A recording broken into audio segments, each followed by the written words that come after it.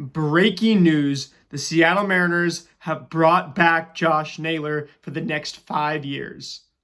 Welcome to the Dom Skiing channel, your one-stop shop for the Mariners storylines on Seattle's minds. And it's true, just 45 minutes after the Seahawks lose an absolute heartbreaker to the Los Angeles Rams in what was a game of the year contender in all of football, not just the NFL, but all of football across all levels.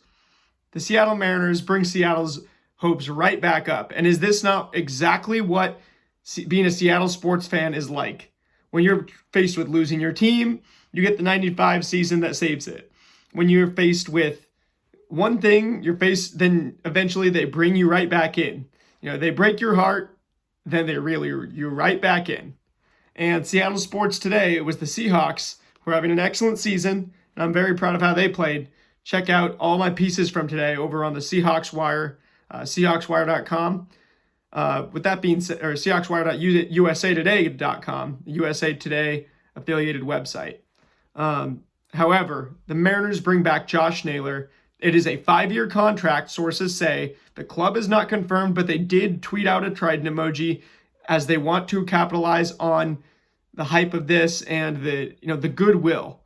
And basically what the Mariners said is, we're putting a ring on your finger. We want to get married to you.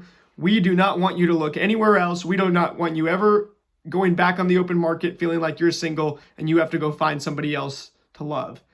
After all that talk of Josh Naylor being so meaningful to the clubhouse, Cal just called him the most valuable person in the clubhouse in his MVP ceremony the other day.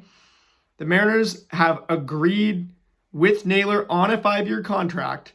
Sources told ESPN just less under an hour ago now. Jeff Passan putting the article out for ESPN at 5:47 p.m. Pacific Standard Time. It is now 6:35 Pacific Standard Time.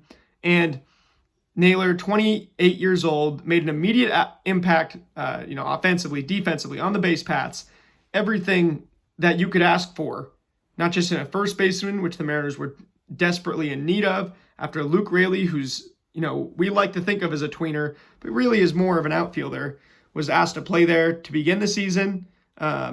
Rowdy Tellez came in when he was on paternity leave and actually played a lot there, especially with Luke Raley getting injured for months. You had Donovan Solano play there for a majority of the season as well in a platoon. Was absolutely one of the worst hitters in baseball the first quarter of the way, then one of the best hitters in baseball for the second quarter of the season.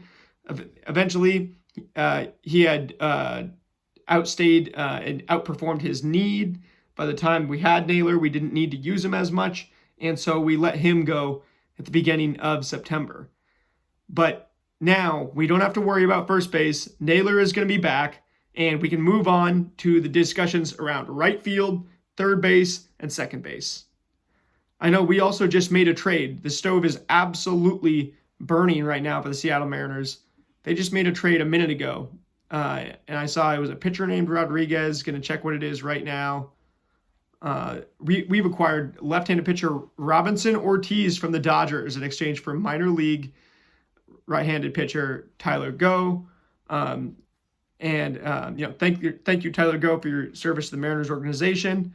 Robinson Ortiz, welcome from the Dodgers. Makes absolute sense considering our massive need for left-handed pitching. Not only with not having any left-handed starters in our premier starting pitching rotation, but also having a lack of left-handed relief options, with Gabe Spire being the absolute contract killer, but struggling just a tad in the playoffs, and having Caleb Ferguson as the only other lefty on the roster.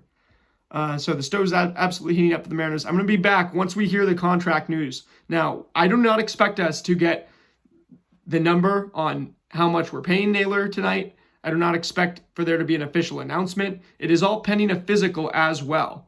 And Naylor, a guy who is sneaky athletic, a guy who's, doesn't necessarily look athletic off the bus scouting, but he absolutely plays like it. And he wows you once every game, if not, every other game, if not every single game, on defense, on the base paths, at the plate, with athleticism, in addition to a tremendous amount of skill and baseball IQ. Absolutely massive for the Mariners clubhouse, for the Mariners for the next 5 years. And this could despite what happened with the Seahawks today and how meaningful that was of a game, we might talk about that for years to come. Although the Seahawks in just 32 days play the Los Angeles Rams again, this time here in the Emerald City. So that game we do have a chance to rectify, but the Seattle Mariners today made a move that will affect the team for the next half decade at least. And welcome back, Naylor. We're all extremely happy to have you. I will be back with more news once we find out about once we get the official announcement and we find out about the number for how much we spent on this. As you know, in my my off-season preview, I said that we have about $31 million to spend to get back to last year's level of salary. So not re-signing Suarez, which all systems point to us not doing that. Then re-signing Naylor should take us right back up near that range, especially we already spent $6 million on Munoz in arbitration. Then we have a big Randy arbitration deal coming up. Jorge Polanco still remains to be seen what will happen with him, although I don't necessarily expect him back. Now, I expect this number to be in the range of 100 to 125 million. I expect Naylor to get 20 to 25 million per year. I don't expect he'll be, down at 15 mil per year, I just feel like is a little too low, even though it's what Spotrac and some of these contract websites have him at. Considering all the talk about Naylor is how valuable he is that you don't see in the stats. And he also was a 299 hitter last year. So, now we don't have to ask that question of who will lead the Mariners in batting average except for Julio. I do appreciate all the comments that I'm getting, not only about passion for baseball and excellent stories from even Dodgers fans on my final video recapping the World Series, but also from you Mariners fans on what we're looking at, in terms of batting average for next year. And somebody had a comment saying Julio could overtake Naylor in batting average. Going to discuss all of this more in depth, but I wanted to get this quick breaking news out for you guys on a Sunday. I will be back tomorrow in the week with a lot more. Go M's.